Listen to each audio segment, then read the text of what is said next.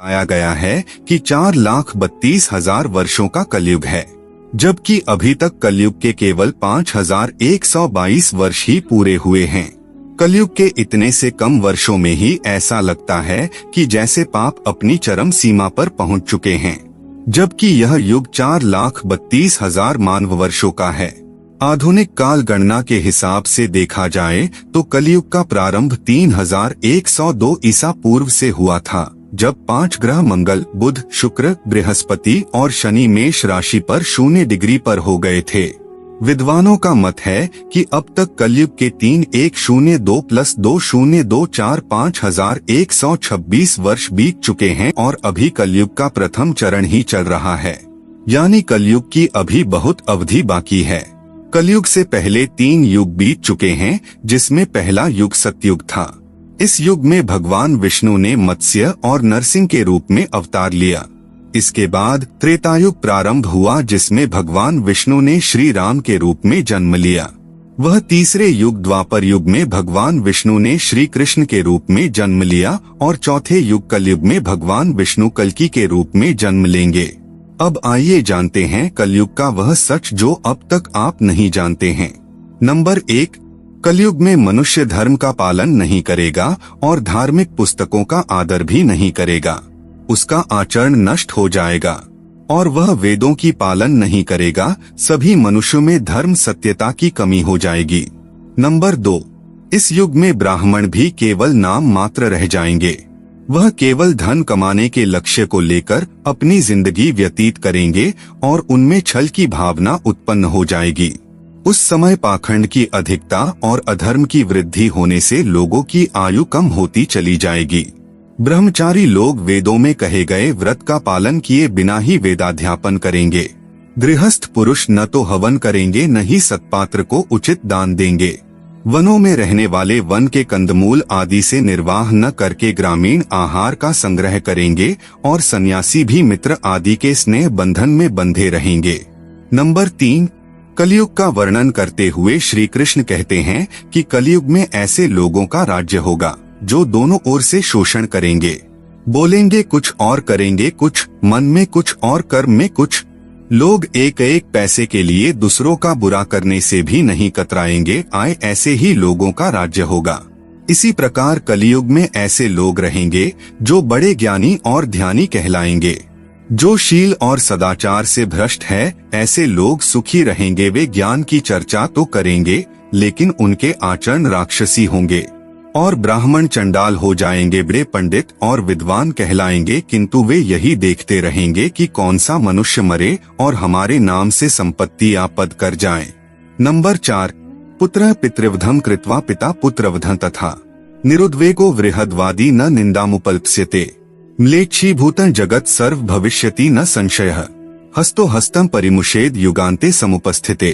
पुत्र पिता का और पिता पुत्र का वध करके भी उद्विग्न नहीं होंगे तथा बहुएं सास को काम करने के भेजेंगी। अपनी प्रशंसा के लिए लोग बड़ी बड़ी बातें बनाएंगे किंतु समाज में उनकी निंदा नहीं होगी। उस समय सारा जगत म्लेच्छ हो जाएगा, इसमें संशय नहीं। कलयुग में समय के साथ साथ मनुष्य वर्तमान पर विश्वास करने वाले, शास्त्र ज्ञान से रहित, दंभी और अज्ञानी होंगे। एक हाथ दूसरे हाथ को लूटेगा। कलयुग में लोग शास्त्रों से विमुख हो जाएंगे। अनैतिक साहित्य ही लोगों की पसंद हो जाएगा। बुरी बातें और बुरे शब्दों का ही व्यवहार किया जाएगा। स्त्री और पुरुष दोनों ही अधर्मी हो जाएंगी। कलयुग की स्त्रियां लोभी, नाटी, अधिक खाने वाली और मंद भाग्य वाली होंगी। स्त्रियां पतिव्रत धर्म का पालन करना बंद कर देगी और पुरुष भी ऐसा ही करेंगे। स्त्री और पुरुषों से संबंधित सभी वैदिक नियम विलुप्त हो जाएंगे। नंबर 5, कलयुग का मनुष्य शिशुपाल हो जाएगा। कलयुग में बालकों के लिए ममता के कारण इतना करेगा कि उन्हें अपने विकास का अवसर ही नहीं मिलेगा। मोहमाया में ही घर बर्बाद हो जाएगा। किसी का बेटा घर छोड़कर साधु बनेगा तो हजारों व्यक्ति दर्शन करेंगे, किंतु यदि अपना बेटा साधु बनता होगा तो रोएंगे कि मेरे बेटे का क्या होगा। दोस्तों, इतनी सारी ममता होगी कि उसे मोहमाया और परिवार में ही बांध कर रखेंगे और उसका जीवन वहीं खत्म हो जाएगा। नंबर 6, कलयुग में मानव का मन नीचे गिरेगा, उसका जीवन पतित होगा। यह पतित जीवन धन की शिलाओं से नहीं रुकेगा, न ही सत्ता के वृक्षों से रुकेगा। इस कलयुग में हरि नाम मात्र से ही सबका नैया पार होगा। हरि नाम के एक छोटे से पौधे से, हरि कीर्तन के एक छोटे से पौधे से मनुष्य जीवन का पतन होना रुक जाएगा। नंबर 7, कलयुग में धनाढ्य लोग लड़के लड़की के विवाह में, कोई पार्टी फंक्शन, मकान के उत्सव में, छोटे बड़े उत्सवों में तो लाखों रुपए खर्च कर देंगे, परंतु पड़ोस में ही यदि कोई भूखा प्यासा होगा तो यह नहीं देखेंगे कि उसका पेट भरा है या नहीं। दूसरी ओर मौज, मदिरा, मांस भक्षण, सुंदरता और व्यसन में पैसे उड़ा देंगे, किंतु किसी के दो आंसू पोंछने में उनकी रुचि न होगी। कलयुग में थोड़े से धन से मनुष्यों में बड़ा घमंड होगा। नंबर 8, कलयुग का वर्णन पुराणों में कैसे किया गया है। महर्षि व्यास जी के अनुसार ज्यों ज्यों घोर कलयुग आता जाएगा, त्यों त्यों वेदों का पालन कोई नहीं करेगा। कलयुग में विवाह को धर्म नहीं माना जाएगा। शिष्य गुरु के अधीन नहीं रहेंगे। पुत्र भी अपने धर्म का पालन नहीं करेंगे।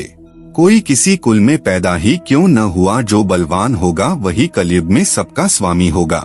नंबर 9, पुराणकार मानते हैं कि जैसे जैसे कलयुग आगे बढ़ेगा वैसे वैसे भारत की गद्दी पर वेद विरोधी लोगों का शासन होने लगेगा। ये ऐसे लोग होंगे जो जनता से झूठ बोलेंगे और अपने कुतर्कों द्वारा एक दूसरे की आलोचना करेंगे। नंबर 10, भगवान नारायण ने स्वयं नारद को बताया है कि कलयुग में एक समय ऐसा आएगा जब सभी पुरुष स्त्रियों के अधीन होकर जीवन व्यतीत करेंगे।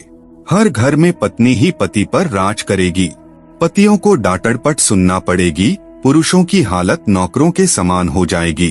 कलयुग की स्त्रियां अपनी इच्छा के अनुसार आचरण करेंगी। हाव भाव विलास में ही उनका मन लगा रहेगा। अन्याय से धन पैदा करने वाले पुरुषों में उनकी आसक्ति होगी। स्त्रियों को अपने केशों पर ही रूपवती होने का गर्व होगा। कलयुग में स्त्रियां धनहीन पति को त्याग देंगी। उस समय धनवान पुरुष ही स्त्रियों का स्वामी होगा। कलयुग की स्त्रियां लोभी, नाटी, अधिक खाने वाली और मंद भाग्य वाली होंगी। गुरुजनों और पति की आज्ञा का पालन नहीं करेंगी।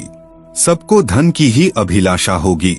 स्त्रियां धन लेकर पराये पुरुषों से समागम करेंगी। नंबर 11, भविष्य पुराण अनुसार ब्रह्मा जी ने कहा है, नारद, भयंकर कलयुग के आने पर मनुष्य का आचरण दुष्ट हो जाएगा और योगी भी दुष्ट चित्त वाले होंगे। देश देश और गांव गांव में कष्ट बढ़ जाएंगे। संत जन दुखी होंगे। अपने धर्म को छोड़कर लोग दूसरे धर्म का आश्रय लेंगे। देवताओं का देवत्व भी नष्ट हो जाएगा और उनका आशीर्वाद भी नहीं रहेगा। मनुष्यों की बुद्धि धर्म से विपरीत हो जाएगी। नंबर 12, 5 वर्ष की उम्र में स्त्री गर्भवती हो जाया करेगी। 16 वर्ष में लोग वृद्ध हो जाएंगे और 20 वर्ष में मृत्यु को प्राप्त हो जाएंगे। इंसान का शरीर घटकर बोना हो जाएगा। ब्रह्मवैवर्त पुराण में बताया गया है कि कलयुग में ऐसा समय भी आएगा जब इंसान की उम्र बहुत कम रह जाएगी, युवावस्था समाप्त हो जाएगी। कली के प्रभाव से प्राणियों के शरीर छोटे छोटे, क्षीण और रोगग्रस्त होने लगेंगे। नंबर 13, कलयुग में सदा अकाल ही पड़ता रहेगा। सब लोग हमेशा किसी न किसी कलेशों से घिरे रहेंगे। सब लोग बिना स्नान करे ही भोजन करेंगे। देव पूजा, अतिथि सत्कार, श्राद्ध और तर्पण की क्रिया कोई नहीं करेगा। कलयुग में व्यक्तियों के कारण पर्यावरण पर असर पड़ेगा। इस काल में समय पर बारिश नहीं होना, गर्मी ज्यादा स्तर पर बढ़ना, जिसके कारण सभी फैसले नष्ट हो जाएगी। नंबर 14, कलयुग के अंत के समय बड़े बड़े भयंकर युद्ध होंगे। भारी वर्षा, प्रचंड आंधी और जोरों की गर्मी पड़ेगी। लोग खेती काट लेंगे, कपड़े चुरा लेंगे, पानी पीने का सामान और पेटियां भी चुरा ले जाएंगे। नंबर 15, कलयुग के अंत में संसार की ऐसी दशा होगी कि अन्न नहीं उगेगा। लोग मछली मांस ही खाएंगे, पेड़ों पर फल नहीं लगेंगे। धीरे धीरे ये सारी चीजें विलुप्त हो जाएंगी। गाय दूध देना बंद कर देगी। नंबर 16, श्रीमद् भागवत के 12 स्कंध में कलयुग के धर्म के अंतर्गत श्री सुखदेव जी परीक्षित जी से कहते हैं, ज्यों ज्यों घोर कलयुग आता जाएगा त्यों त्यों उत्तरोत्तर धर्म, सत्य, पवित्रता, क्षमा, दया, आयु, बल और स्मरण शक्ति का लोप होता जाएगा। नंबर 17, सभी एक दूसरे को लूटने में रहेंगे। कलयुग में समाज हिंसक हो जाएगा। जो लोग बलवान होंगे उनका ही राज चलेगा। मानवता नष्ट हो जाएगी, रिश्ते खत्म हो जाएंगे, एक भाई दूसरे भाई का ही शत्रु हो जाएगा। जुआ, शराब, परस्त्रीगमन और हिंसा ही धर्म होगा। रावण के द्वारा बताई गई 3 कलयुग की बातें, जो कलयुग में जीने वाले मनुष्य को सही मार्ग दिखाएगी। जैसे आप सभी जानते ही होंगे कि रावण दुनिया का सबसे अहंकारी राक्षस था, परंतु हिंदू ग्रंथों में रावण को दुनिया का सबसे बड़ा ज्ञानी पंडित बताया गया है।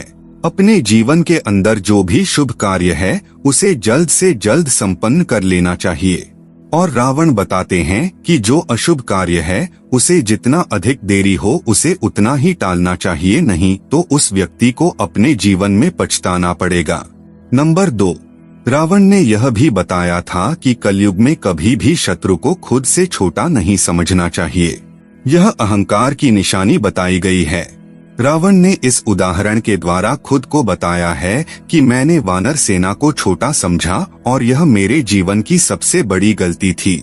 नंबर 3, इस कलयुग में आप कुछ करना चाहते हैं तो जिंदगी में अपनी गुप्त बातें किसी भी व्यक्ति को नहीं बतानी चाहिए, वह आपके लिए भी प्रिय क्यों न हो।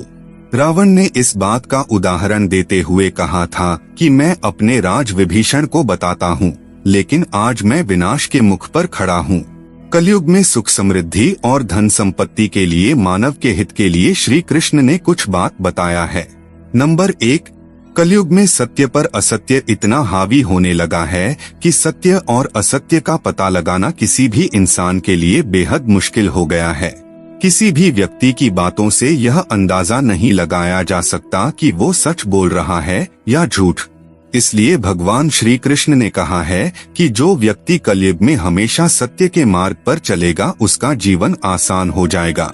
नंबर 2, दान करना। भगवान श्री कृष्ण के अनुसार जो व्यक्ति कलयुग में दान करता है उसका जीवन आसान हो जाता है। दान करने का अर्थ है किसी जरूरतमंद को वो चीज मुफ्त में मुहैया कराना जिसे पाने के लिए वो सक्षम नहीं है। नंबर 3, जप और ध्यान। कलयुग के इस वैज्ञानिक युग में लोगों के पास भगवान की पूजा पाठ करने के लिए समय नहीं होता है। आज के इस दौर में कुछ गिने चुने लोग ही ऐसे हैं जो रोजाना ध्यान और जप करते हैं। विज्ञान को मानने वाले व्यक्ति भगवान न होने का बात करता है, क्योंकि भगवान को आज तक कोई नहीं देखा है। सच तो यह है, नियमित रूप से जप और ध्यान करने वाला व्यक्ति अपनी गलतियों को पहचानकर उसे सुधारने की कोशिश करता है।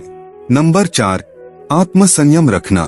पैसों के पीछे भागते भागते कई बार व्यक्ति का मन और दिमाग दोनों एक दूसरे से विपरीत दिशा में चलने लगते हैं और जाने अनजाने में व्यक्ति कोई ना कोई पाप कर बैठता है। उस पाप के कारण व्यक्ति का कमाया हुआ धन नष्ट होता जाता है। लेकिन गीता में श्री कृष्ण द्वारा दिए गए ज्ञान के अनुसार मन और दिमाग दोनों को काबू में करने के लिए आत्मसंयम का होना बेहद जरूरी है।